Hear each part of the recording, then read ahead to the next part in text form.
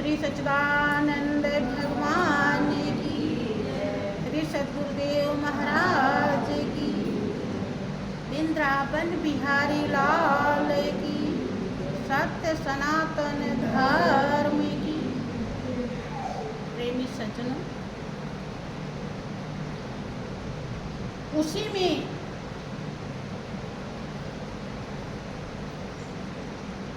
अंगद भी थे। सबको भगवान राम कह रहे हैं कि अब घर जाओ, नए नए बढ़िया मणि से युक्त वस्त्र मंगाए। विभीषण को पहनाने के लिए भरत को कहा, भरत विभीषण को बढ़िया सजाओ। उन्हें सजाते हैं, स्वीकार करते हैं, क्योंकि विभीषण नहीं चाह रहे थे कि मैं लंका का राजा बनूं, लेकिन भगवान राम ने तो बख्शीश में कि जो संपदा शिव राम नहीं, दीन दिए दस मात, सोई संपदा विभीषण नहीं, सकुच दीन रघुनाथ। जब 10 सिर चढ़ाया था रावण ने, तब शंकर भगवान ने वो संपत्ति दी थी। कहानी तो कुछ और आती है, लेकिन ये आपका रामायण दावा करता है। जो संपत्ति आप सुनते हैं कि रावण कैलाश पर्वत पे रोज जाता था और सिर चढ़ा के आता। लोग 10 रुपया जल्दी चढ़ाते, कम सोच विचार के, वो सर ही चढ़ा देता। राज्य तो कुछ और है, लेकिन ऐसे ही समझो। तब भगवान शंकर ने जैसे भी दिया, वही कहता है दक्षिणा में दे दिए थे, कोई कुछ। लेकिन रामायण दावा करता है कि जो संपत्ति शिव राम नहीं, दीन दिए 10 मात, 10 सिर देने के बाद जो संपत्ति दिया शंकर ने रावण को, वही संपत्ति सकुच दीन रघुनाथ विभीषण को संकोच में, बख्शीश में दे दिया। खिलवाड़ में ऐसे जैसे पहुंचे तैसे समुद्र से जल मंगा करके तिलक सार दी। कह रहे कि यद्यपि सखा तो इच्छा नहीं, और मोर दरस अमोघ जगमाही, लेकिन मेरा दर्शन किया है, अर्थात मुझे समझा है कि मैं प्रभु हूँ।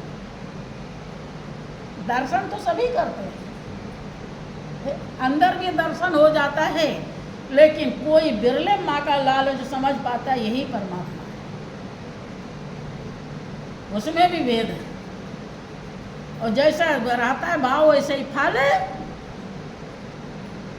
लेकिन विभीषण के अंदर कोई संशय नहीं था। विभीषण पूरा समझ रहा था कि मैंने मालिक के पास आ गया। ऐसा नहीं समझता है? तो लंका जैसी नगरी, भाई बंधु, रावण जैसा भाई, इतना बलवान, जो तो लोगों के जरा सा कुछ हो जाता है तो अहंकार में पैर सीधे नहीं पड़ते। सब त्याग करके वहीं रावण के सामने ही आ गया। साफ कह दिया कि राम सत्य संकल्प प्रभु सभा काल बस्तोर, मैं रघुवीर शरण अब जाऊं देव जन मत खो, देव जन खो। मुझे दोष मत देना। तो प्रभु राम सत्य संकल्प, अब देखो अनुभव उसका सच्चा था, ज्ञानी था। भगवान शंकर ही उसके भी गुरु थे। तो उसने गुरु ज्ञान बचाया, लूटने नहीं पाया अहंकार। लेकिन रावण का लूट गया, जिसके नाते यहाँ पर हार दिखाई गई। वहाँ पहुँचने में जरा सी भी संकोच नहीं कि श्रवण सुजस सुनि आयो प्रभु भंजन भवभीर और त्राहि त्राहि आरत हरण शरण सुखद रघुवीर। मैं बहुत सुंदर यश सुन करके आया हूँ, सुजस सुनि आयो प्रभु भंजन भवभीर। भव के दुख को, संसार के दुख को निवृत्ति देने वाले प्रभु, इसलिए मेरी रक्षा कीजिए, मैं आपकी शरण में। कितनी मजबूती से पहुंचा है। तब उस दर्शन का लाभ देने में भगवान राम ने लंका की नगरी दे दी। देखो दर्शन का लाभ कैसे मिलता है, ध्यान रहे। मैं इसलिए एक तरफ प्रकाश डालती हूँ। आप जिस भावना से, जिस नज़र से, जिस दिल से जितना दर्शन करते हैं उतना ही लाभ। ये भगवान राम कह रहे हैं कि यद्यपि सखा तो इच्छा नहीं। आप सबको बहुतों को इच्छा रहती है, लेकिन वो उसको तो कोई इच्छा नहीं थी, वो तो केवल प्रभु के लिए है कि लेकिन मोर दरस अमोघ जग माही। मेरा आपने दर्शन किया है, इसलिए अमोघ है, खाली जाने वाला। उसके बदले में मैं लंका की जबरदस्ती दे दिया, सकुच देन रघुनाथ। इसीलिए महापुरुष कहते हैं कि हाड़ मांस की चमड़ी के नहीं, ईंट पत्थर से नहीं, दुनियादारी से नहीं, प्रभु से प्रेम करो। हाँ, इतना जरूर है कि प्रभु से प्रेम करने के लिए ये सबका तिलांजलि देना पड़ता है, बाहर से नहीं, दिल से। हाँ, जरूरत पड़े तो बाहर का भी मौका आ जाता है कभी कभी, लेकिन दिल से ज़्यादा। समझ रहे हैं? महापुरुषों ने लिखा कि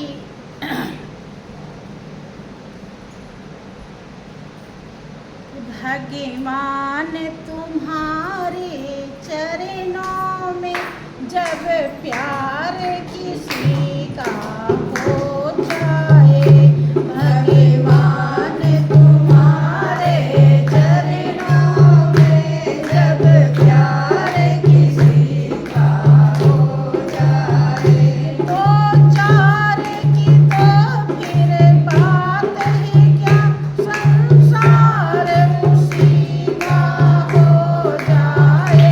तो चार की तो फिर बात ही क्या,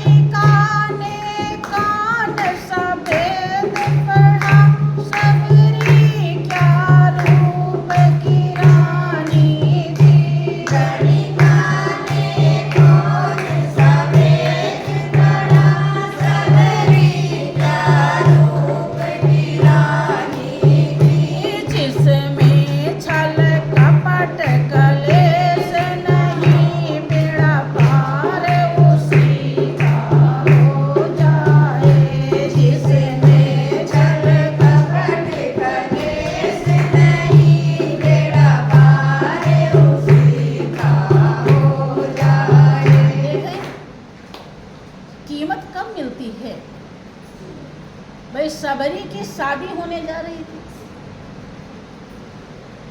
पति मिलता, घर परिवार मिलता, धन दौलत मिलता, सबका त्याग कर दिया। प्रभु का प्रेम कब मिला? त्याग के बाद कि बिना त्याग के? गणिका वेश्या को कहते हैं, वो वेश्या थी, पता नहीं कितने पैसे कमाती रही होगी, कितने तरह के लोग उसके पास आते होंगे। जो भी है उसको अपने जीवन में जो ढंग था जीने का उसी में थी। लेकिन जब उसे समझ में आया सच्चाई तो सबका तिलांजलि दिया, त्याग पत्र दिया। और जब त्याग दिया तो सबरी के साथ उसका भी नाम आ रहा है कि नहीं? मीरा के साथ उसका नाम लिया जाता है। काहे कि छल कपट कलेश क्या त्यागा? छल। आप लोग सोच रहे होंगे कि हमारे छल नहीं, हमारे ही कहाँ छल है। मन में आ रहा होगा कि हमारे पास भी तो छल नहीं है। अर्थात आप बता दे कौन सा छल है। आप लोग स्वयं जानते हो कि हमें बताना पड़ेगा? आप लोग अपने बता दो तो ठीक है। छल। सबरी ने जब प्रेम किया भगवान से तो किसी और से किया, और गणिका ने जब किया तो किसी और से किया। यही है छल। क्या आप ऐसे हैं? किसी और से प्रेम नहीं करते? करते हैं कि नहीं? करते हैं, बहुतों से करते हैं। एक कमरे में बहुत बैठे हुए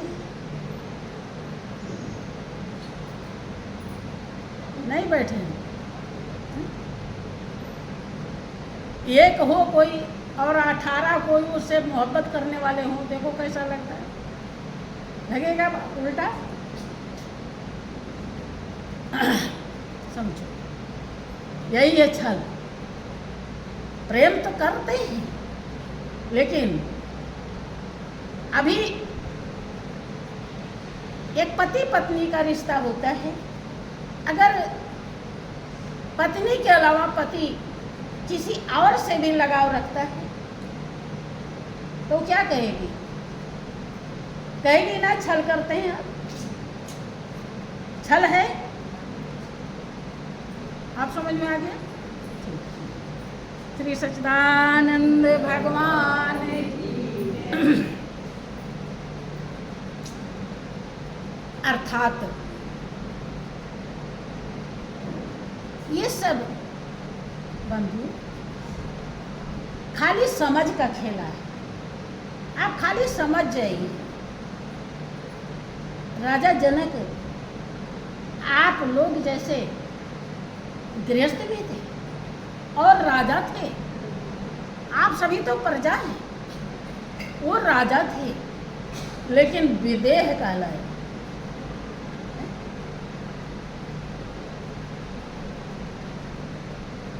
जब परीक्षा की घड़ी आती है, जनकपुरी में आग लग जाती है, राजा जनक उठ के पीछे नहीं देखते कि कहाँ आग लगी हुई। हाँ, सुखदेव जी भले देखने लगे कि हमारा दंड कमंडल बचा है कि नहीं, भागे वो, जब तक नहीं समझे थे। यही गहराई है बंधु। हरदम यही कहा जाता है कि मिटा दे अपनी हस्ती को, गर कुछ मर्तबा चाहे, कि दाना खाक में मिलकर गुले गुलजार।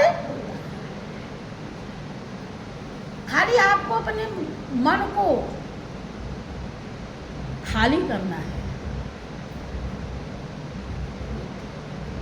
दिल सबसे खाली करना है, बदले में कुछ नहीं लेना है। ये सतगुरु के प्रेम का सौदा है, दुनियादारी व्यापार नहीं। एक यास गुरु के चरणों की और दूजी यास आधार में।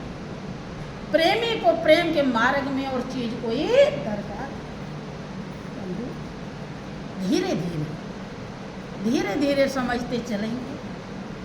यही छल, देखो छल खत्म हुआ तो वेश्या के लिए विमान आ गया, क्योंकि वो पाप दोष नहीं देखता, वो केवल प्रेम देखता है। और जैसे उससे प्रेम हुआ सब खत्म हो जाता है, फिर कुछ भी बाकी नहीं रहता त्यागने के लिए। उसका प्रेम बहुत बड़ा अनोखा और दिव्य है। इसीलिए तो कहते हैं कि सबसे ऊंची प्रेम सगाई, के प्रेम के बस अर्जुन रथ हाँके हो, भूल ही गयो ठकुराई। सबसे ऊंची प्रेम सगाई, प्रेम के बस सुनते हैं कि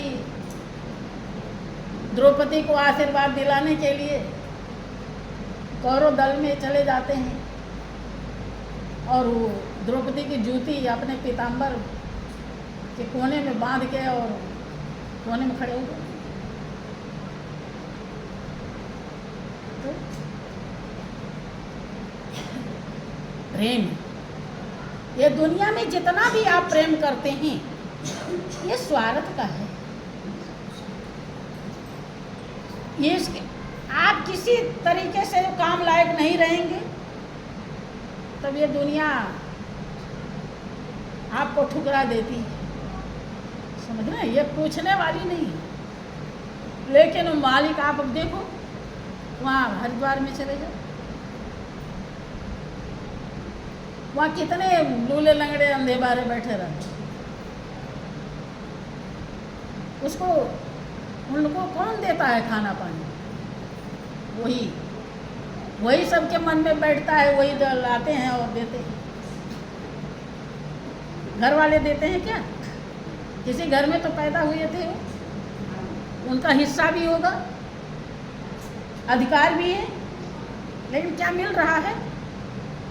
और बैठा दिया और वहीं से ले हो न सके कि और ले जाते हैं। हाँ, समझ रहे हैं? ये मतलबी दुनिया है। इसको सत्संग यही सिखाता है, ज्ञान। सबके साथ रहना होना कुछ बुरा नहीं है, खाना पीना कोई बुरा नहीं है, बशर्ते जैसे कमल कीचड़ में खिलता है, कीचड़ में उसकी जड़ होती है, लेकिन इतना निर्लिप्त होता है कि कीचड़ लेस मात्र भी उसे छू नहीं पाता है और अलग खिला रहता है। देख देख करके लोग लुभाते। पानी में जब खिला रहता है तालाब में, देखो दूर से जब आप मोटर गाड़ी से जाते हो तो ये मन कहता है कि रुक जाता तो जरा देख लेते कैसे खिला। ऐसे आप इसी कीचड़ में, ये संसार के सब नखरे कीचड़ है, समझ रहे हैं? इसी कीचड़ में आपको जीवन रूपी कली को खिलाएंगे, और जब खिला लेंगे तो फिर कोई कुछ नहीं बिगाड़ सकता। खाली आपके समझ का खेला है। वो किसी ने कहा कि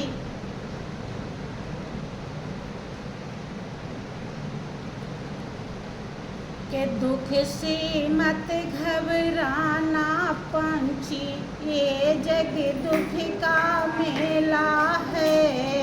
दुख से मत घबराना पंछी, ये जग दुख का मेला है। चाहे भीड़ बहुत अंबर में, उड़ना तुझे अकेला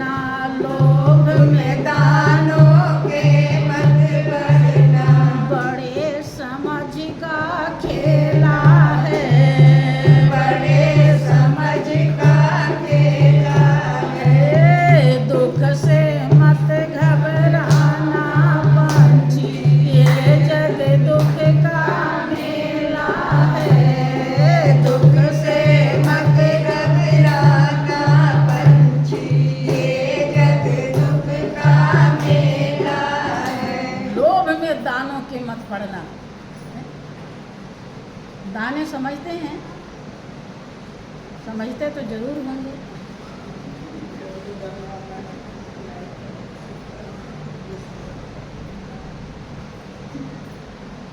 कोई है?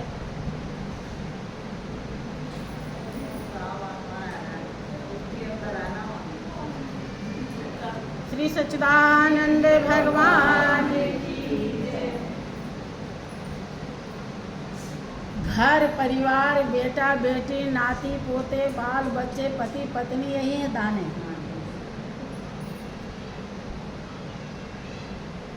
कि इनका लोभ रहता है, रहता है। यही तो महापुरुष समझा रहे, लोभ में दानों के मत पड़ना, बड़े समझ का खेला है। यही खेल तो समझना है। चतुर शिकारी ने रखा है जाल बिछाकर पकड़ कर, हर जगह जाल बिछा हुआ है भाइयों बहनों। वही जाल में तो फंसे हुए हैं, वही जाल तो ज्ञान रूपी तलवार से काटी जा रहे हैं। अब सही से आराम से कटवाओगे तो कट जाएगा, और नहीं तो जाल लेकर उड़ते रहोगे तो फिर कहाँ से कटेगा।